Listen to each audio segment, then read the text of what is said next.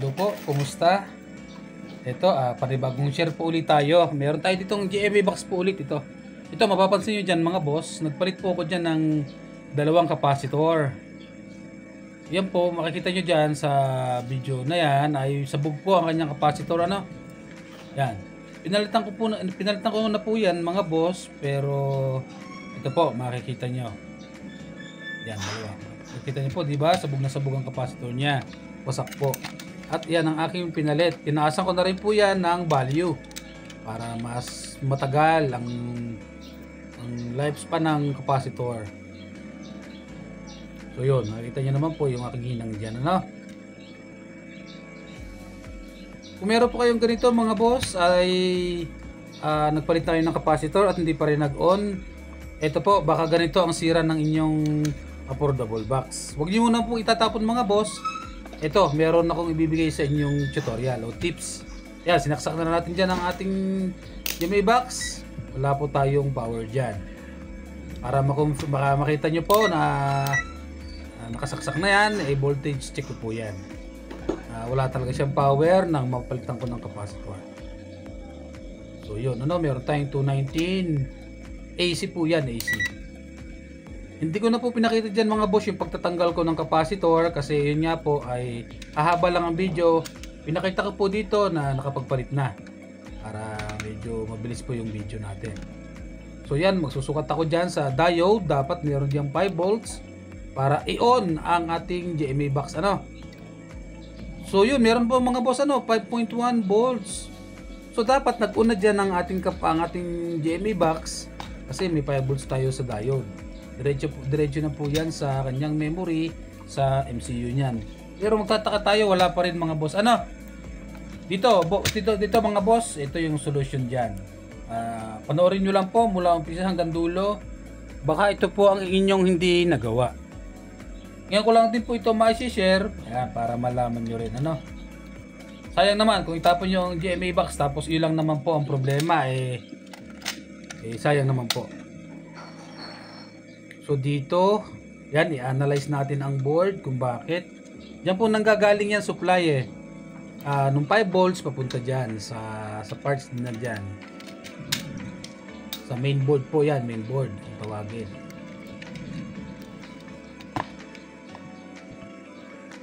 So yan, sukat tayo ng 5 volts. Tiyak po, meron kayong makukuha idea dito sa GMA box na to pagka natapos nyo yung video. Okay po. Yan. Siguro marami pong mga ganitong GMA box na itinatapon na lang. Sayang naman. May solution pa naman po. After magpalit ng capacitor na hindi pa rin nag-on, may solution pa po dyan. So ito, sukat ulit tayo sa diode. So meron tayong 5.1 volts.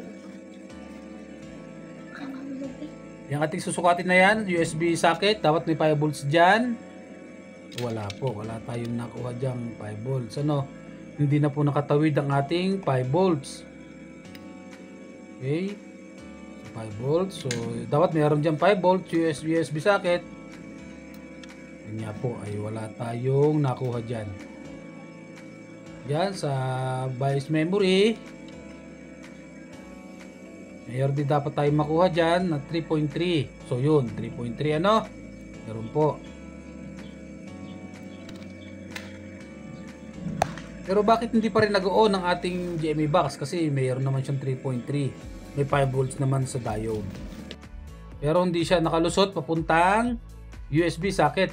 So ito po, i-analyze natin ang board, Ito, sundan nyo lang po, panoorin nyo lang po mabuti, may makukuha kayong idea dito. So yun, pasensya na po kayo sa drawing ko, yan lang po ang nakayanan, pero sana po yung maintindihan. So yan po yung ating diode, 5 volts yan. Yun, dito po.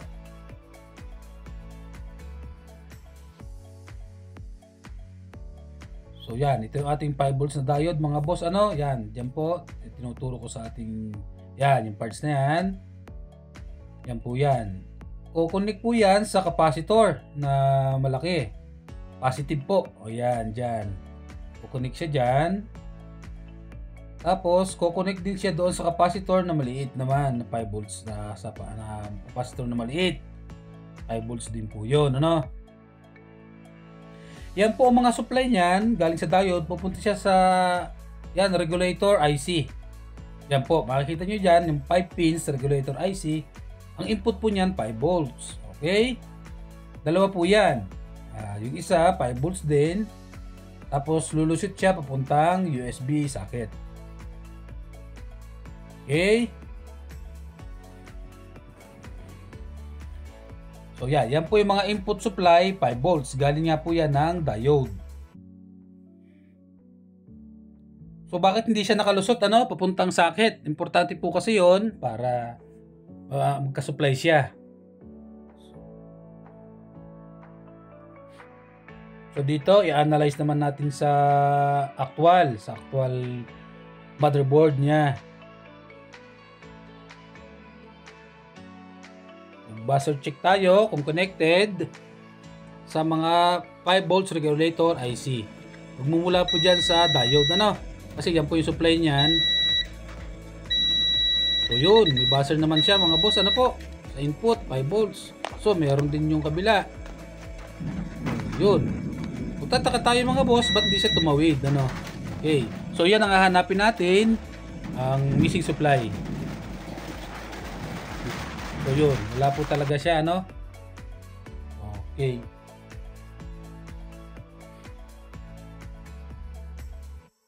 Ito po, inalabas ko itong video na to para malaman nyo po, makita nyo po kung ano ang naging problema. Pagka ganyan pumutok ang capacitor, na nagpalit na kayo, hindi pa rin gumana. So yun. Sana po makatulong tong simpleng video ko na po ito, pero malaki po maitutulong nito. Makakasave pa kayo ng pambili kasi mare-repair pa po. Salamat po sa mag-subscribe sa aking munting channel mga boss. Salamat po.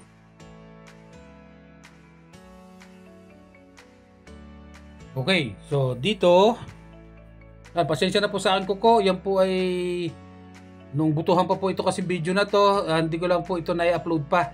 Hinanap ko pa po ito sa aking computer para i-upload ko. Kaya makikita nyo yung aking kuko dyan, may kulay pa. May kulay pa po. Ayun. Yan, makikita nyo po mga boss, meron siyang 5 volts USB data. So yan nga po yung sinusukat natin kanina na dito tumawid dyan ng 5 volts. So sundan natin sa board. I-trace po natin yan.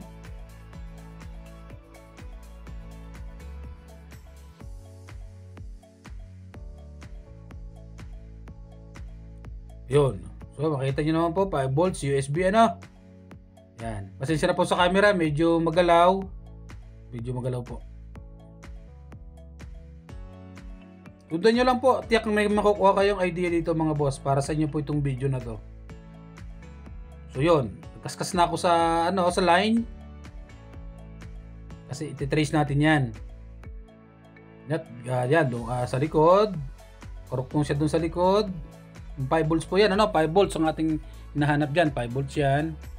Kung saan siya dumaan. O yun, lusot siya sa kabila.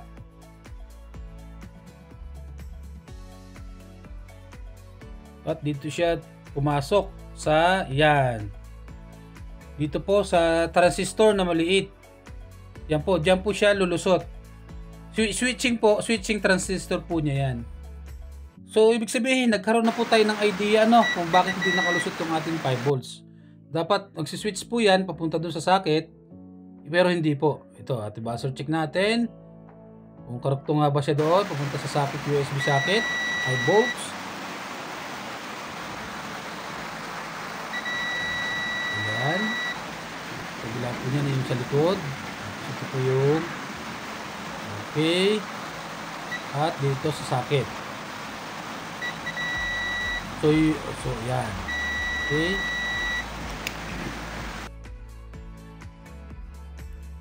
Dito yun. At napakonfirm po natin mga boss na yan ang continuity niya. Yung buzzer magkaruktong. Pupunta sa transistor na maliit na yan. Switching transistor po niya yan. Nagsiswitch yan pag pumasok na yung supply. Yan po.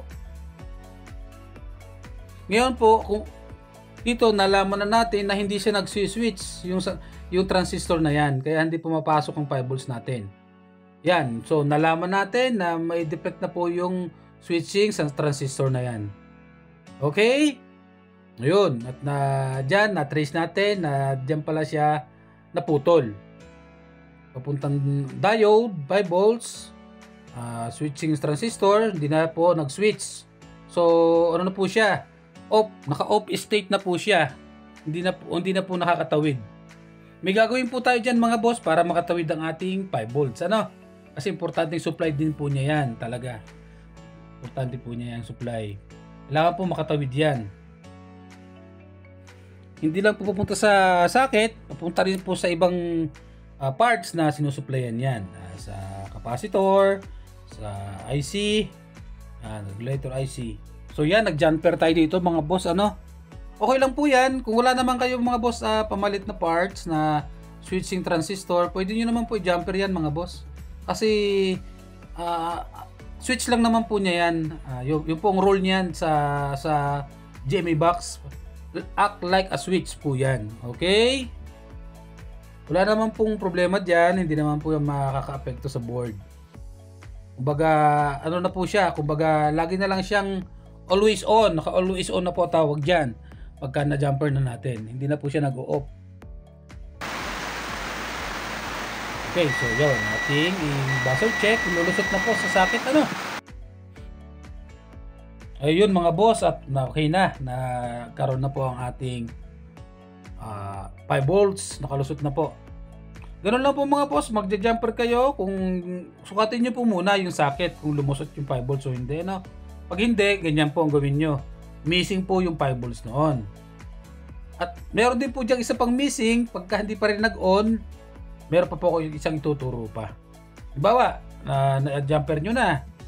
Tapos pinower on nyo, hindi pa rin po siya nag-on. Meron pa po isang missing yon. Nadamay po sa pagsabog ng capacitor. Ituturo ko rin po yun dito sa video na to.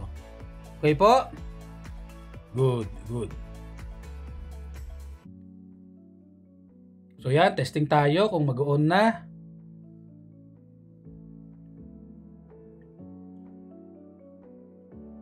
So yun mga boss, hindi pa rin siya nag-display. Hindi ko lang naisaksak yung USB socket. Sa USB lang naman po yan. Pero dapat sa display ay meron. Kasi naisaksak ko naman yung display. Wala po. Ito, susukatin natin mga boss kung may 5 volts na tayo. Ito po yung sinasabi ko sa inyo. Pagka nag-pinower on nyo na ayaw pa rin. So yun, di ba mga boss? Nakalusot ang ating 5 volts. 5.1. Ayaw pa rin mag-on ng ating GMA box. So meron pa rin po tayong missing parts. Missing supply pala. Sorry po, missing supply sa board. Ito po ang pangalawa nyo gagawin mga boss. Kung yun nga po, nag-jumper na kayo ng 5 volts ay ayaw pa rin, ito po yung isa. Panoorin nyo po at malalaman nyo po kung paano. Dito po dyan sa transistor na yan, meron po dapat dyan 3.3 volts. Yan, dito po sa ating drawing, pakita ko po dyan. May missing supply pa po kaya hindi nag-on ang ating GMA box dyan. So yan, ito po yung ating transistor. Meron sa input, meron siyang 3.3 volts. Okay? Baga-out po yan ng 1.5 volts. Papunta na po yun sa MCU, yung 1.5 volts. MCU na yun, yung IC na malaki na may heatsink po. So yan, dadaan po yan ng switch. Yun sa transistor, di ba kanina 5 volts na transistor switching. Meron din po siya sa 3.3. Yan po yung sa 5 volts. At sa 3.3, meron din po tayo dyan switching. Dito po, test natin kung nakakalusot yung 3.3. Kasi pag hindi rin po nakatawid yung 3.3, hindi po yun makakapunta ng MCU. Hindi po mag-on ng ating board. Yan. Ito naman po. Kung yan po ang isa pang problema, kailangan nyo po rin niyang i-jumper. I-jumper nyo po yan.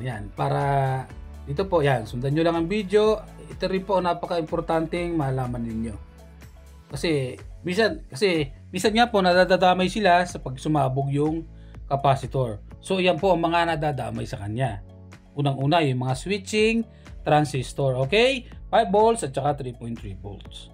So, okay na yung ating 5 volts. Dito na tayo sa 3.3, ano. So, yun mga boss, ano, hindi po siya nakatawid. Hindi po siya nag-switch. Ayun, 0 po. 0.0. Dapat 3.3 volts po yun. Okay? Tapos, pupunta po yan sa malaking transistor na 3.3. Yung tinuro ko kanina, dyan malapit sa, yan, sa sticker na yan. At maglalabas po yan na 1.5, lulusot na sa MCU. So, ngayon, hindi po lumusot yung 3.3, ano? Sa jumper natin yan. Okay? Pasensya na po kayo at sobrang daldal ko sa video para malaman nyo po, maintindihan nyo po yung video natin. Para maunawaan nyo po kung paano ang power sequence ng mga GMA box. Kung anong mga supply na nawawala na kailangan niya. Okay? So, yun. Dito maglagay tayo ng jumper. Safe po yan mga boss. Okay naman po yan pagka ganyan magja-jumper tayo. Yun naman po ay switching transistor lang naman. Tulad nga po na nabanggit ko kanina na sa 5 volts. Yan, ganun din po siya. Basta po kung walang supply, checkin nyo po kagad yan switching nyo ha. Malamang na andyan ang problema. So yun, jumper na tayo dito. Uulitin ko po mga boss, kung wala kayong switching transistor, pwede po yung jumper yan. Okay?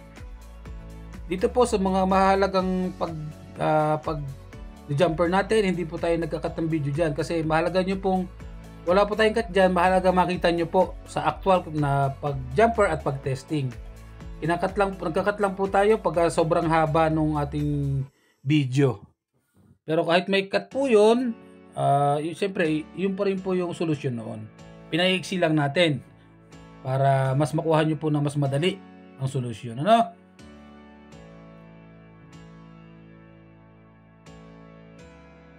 So, dito. Ayan.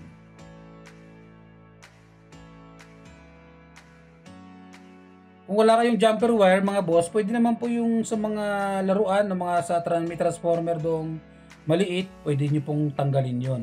Kunin nyo po yun. So yun, na-jumper na natin dito ang 3.3 mga boss. Titingnan na natin dito, magte-testing tayo kung mag-on na. Kasi okay na yung ating 5 volts, nakatawid na. So yun, nag-buzzer na. Nakatawid na yung 5 volts natin. Dito, testing natin.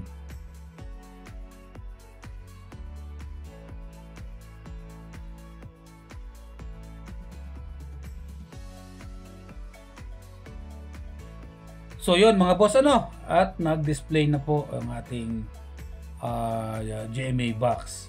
So meaning yung isa pa pong missing supply natin ay 3.3, ano, nung mag-jumper tayo sa 3.3. Ayun, sana may natutunan po kayo mga boss sa aking video, simpleng video. Huwag niyo pong itatapon.